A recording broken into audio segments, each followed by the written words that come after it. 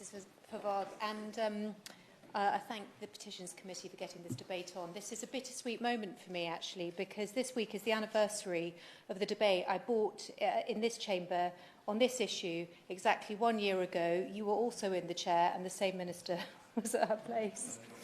And the kernel of my argument then was that children in West Berkshire were waiting far too long for diagnoses of autism and ADHD, with sometimes devastating implications for their educational and their social development. And the campaign I've been running ever since then is to say that no child should ever have to wait more than 1 year for an initial diagnosis. And that may sound as if it totally lacks ambition, but the reality for many children in West Berkshire is it's more like 3 years.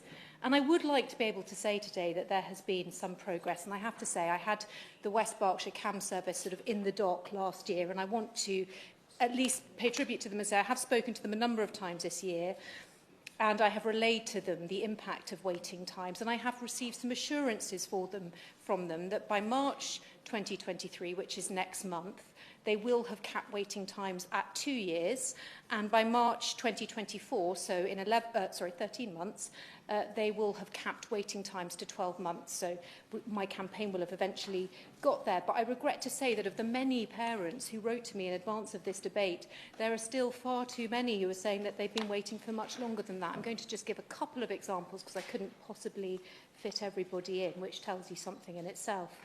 One lady called Kathleen, who looks after her two grandsons, told me about the 12-year-old boy now approaching the 3-year mark on the CAMS waiting list. He's no longer in education. If I don't get help soon, I feel he's in danger of being criminalised due to his anger and behaviour being out of control. Another lady, Vanessa, told me about her 8-year-old son. She's initially been told to expect a 3-year wait, but says her GP has pushed to get that reduced. Endless form, she described, filling in, and she ended by saying, we are crying out for help. He's 8 years old, and seeing him so angry, upset, and hating life is breaking our hearts. So I know, actually, that the impact of this is something that the government understands, because they wrote about it really sensitively and with real understanding in their SEND review that was published last year. And I am looking forward to hearing what they have to say about that, because I know there's more coming soon. But the motion today is about whether or not there should be an emergency fund available. And I just can only really talk about my local service, which is that actually the Berkshire West CAMS service received an extra 1.6 million in April 2021 to reduce waiting times. They told me at the time that they hope would enable them to recruit an extra 27 members of staff to help with diagnosis. They have now recruited those people. Nonetheless, they do not disagree that families continue to face long waits. So they've had an awful lot of extra money, and I wonder whether there are other issues, which I'm going to touch on today and invite the Minister to respond to. First of all, I just wonder whether the system for diagnosis is too complicated. I respect the fact that it falls between the Department of Health and Social Care and the Department of Education. And I also respect the fact that there has been a surge in demand for diagnostic services of this kind.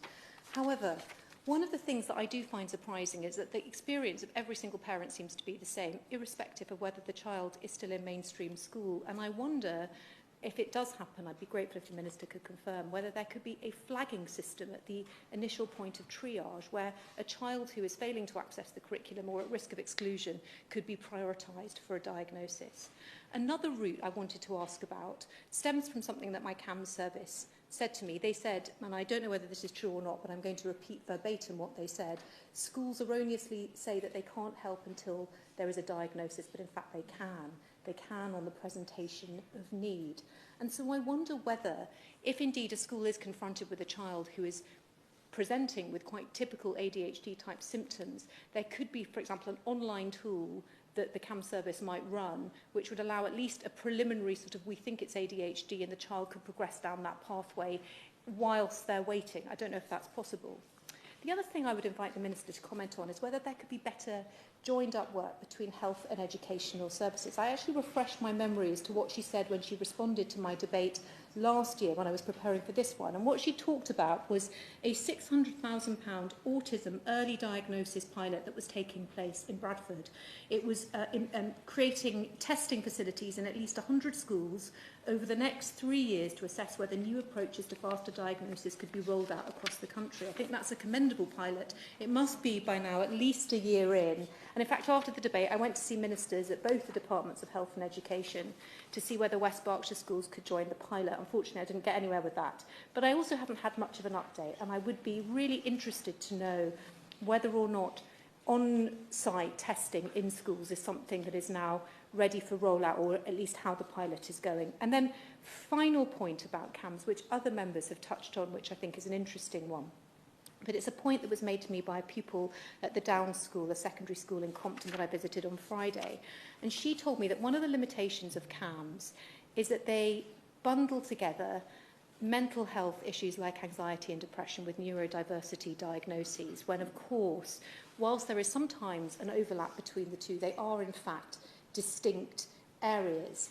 And I wonder whether the Minister could comment on whether she thinks the neurodiversity aspect of the CAMS service would work better if it was completely separated from the mental health element. Now, look, I know there's no magic bullets to any of this stuff, but all the solutions, I hope, or at least ideas I have suggested, and some of them do come from CAMS and from teachers, I hope they suggest a simplified, a more streamlined and a more accountable approach to ADHD and autism diagnoses. And I'd like to hope very much at this time next year we won't need to have this debate.